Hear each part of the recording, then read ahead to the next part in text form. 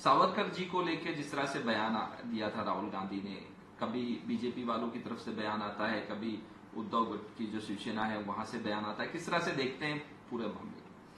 देखिए, पहली बात तो यह है कि राहुल गांधी ये अपने पक्षीय स्वार्थ के लिए, राजनीति के लिए सावरकर जी का बार बार अपमान करते आए थे। और ये अभी की बात नहीं है, ये बहुत पुरानी बात है। और मुझे याद है कि 2019 में यही सावरकर स्मारक में उद्धव ठाकरे जी ने कहा था कि राहुल गांधी को जूते मारना चाहिए। अब उसके बाद भी जब इनकी इंडिया अलायंस हो गई, ये हो गई, राहुल गांधी सावरकर जी को गाली देते रहे हैं।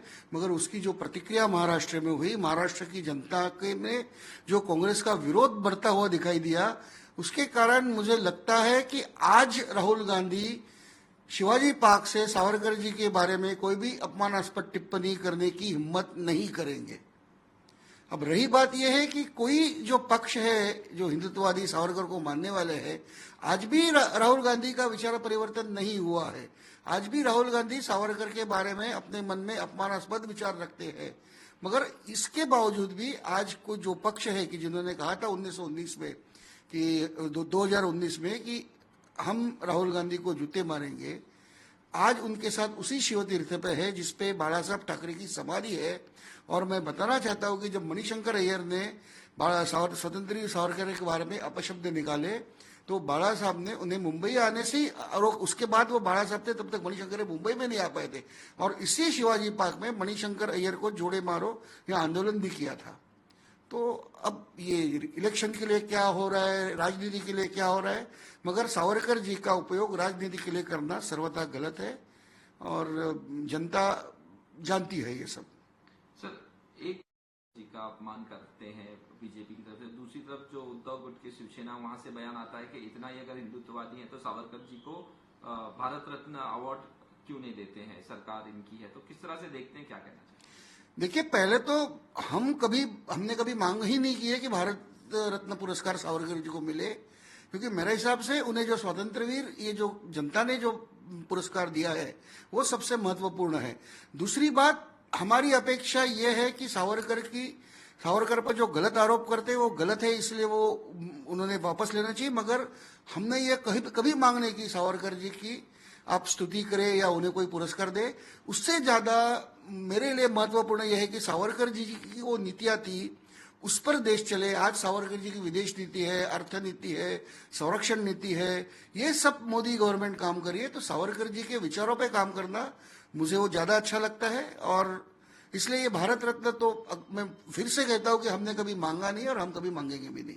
सर, कहा जा राहुल गांधी ने दिए, अब मनसे की तरफ से भी बयान आया कुछ दिन पहले कि अगर इस बार शिवाजी पार्क की जो रैली है उसमें राहुल गांधी सावरकर जी के बारे में अगर कुछ भी बयान देते हैं, गलत बयान देते हैं, तो उन्हें रैली यहाँ महाराष्ट्र में नहीं करने दी जाएगी। आप किस तरह से देखते हैं, क्या कहना चाहते हैं? आज जो रैली है, क्या राहुल गांधी को क्या कहना? देखिए, राज ठाकरे जी जो कहा एकदम सही कहा है। अगर शिवाजी पार्क में आकर, जहां शिवाजी महाराज की स्मृति है, वहां पे वहां बाला साहेब ठाकरे की स्मृति है, उसी के समय सामने वीर सावरकर का स्मारक है, ऐसे जगह आके वो अगर वीर सावरकर का अपमान करेंगे तो मुझे लगता है वो महाराष्ट्र का अपमान होगा, और हर राष्ट्रभक्त ने इसका विरोध करना चाहिए। सर, सावरकर जी पे फिल्म बनी है, 22 मार्च को रिलीज होने वाली है। इस अलग अलग प्रतिक्रिया आ रही है, किस तरह से देखते हैं और आप क्या कहना चाहिए? और जो रणदीप हुड्डा है उन्होंने भी उसमें काम किया, किस तरह से? देखिए, रणदीप हुड्डा के साथ मेरी कई बार चर्चा भी हुई है, और उन्होंने अत्यंत मेहनत से फिल्म बनाई है। उन्होंने अपना 30 किलो वजन कम किया है। फिल्म तो मैंने देखी नहीं है, मगर मुझे विश्वास है कि ये फिल्म अच्छी होगी। और मैं मानता हूं कि फिल्म में ऐसा माध्यम है कि जिससे इतिहास को नई पीढ़ी की तरफ ले जाने में वो अत्यंत उपयुक्त माध्यम है। और वीर सावरकर पे भी फिल्म और भी बने, और क्रांतिकारी जो मूवमेंट ही भारत की सशस्त्र क्रांतिकारी संग्राम जो था उसके ऊपर भी कई फिल्म बनना चाहिए, क्योंकि कांग्रेस शासन ने सशस्त्र क्रांतिकारी जो मूवमेंट थी उसे पूरी तरह से दबा दिया है। आज की जनता से जानती नहीं है कि कितने लोगों ने देश के लिए अपना खून दिया और कितने लोगों ने देश के लिए अपने शत्रुओं का निर्दालन किया है। तो ये इतिहास आना जरूरी है, और फिल्म इसके लिए बहुत बढ़िया माध्यम है। सर, राहुल गांधी आज शिवाजी पार्क में रैली कर रहे हैं। उद्धव ठाकरे होंगे, शरद पवार होंगे, इंडिया अलायंस है। वीर सावरकर जी के बारे में जिस तरह से बयान दिया था राहुल गांधी ने, उसको लेके काफी विरोध हुआ था।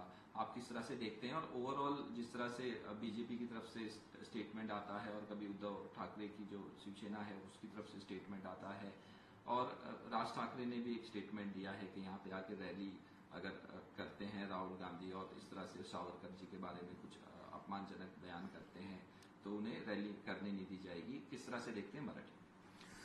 राहुल गांधी सावरकरांचा नेहमीच अपमान करत आले आहेत, वारंवार करत आले, राजकीय स्वार्थाकरता करत आलेत, मतदानासाठी करत आलेत. आणि हे आजची गोष्ट नाही, ही जुनी गोष्ट आहे. 2019 साली उद्धव ठाकरेंनी ह्याच स्मारकातनं असं सांगितलं होतं की राहुल गांधींना जोडे मारले पाहिजेत, परंतु त्यानंतरही राहुल गांधींनी सावरकरांचा अपमान करणं थांबवलं नाही.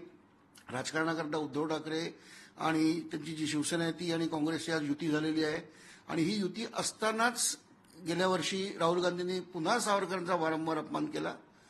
परंतु मला वाटतं की त्यानंतर जी महाराष्ट्राची जी प्रतिक्रिया त्याच्या विरुद्ध जी झाली जनतेची, जनता काँग्रेसपासून दूर जायला लागली आणि त्यामुळे आज राहुल गांधींचा हिंमत होणार नाही आज सावरकरांचा अपमान करायची, कारण त्यांना माहिती आहे की सावरकरांचा अपमान केला तर त्यांना त्यांचं मतात नुकसान होईल.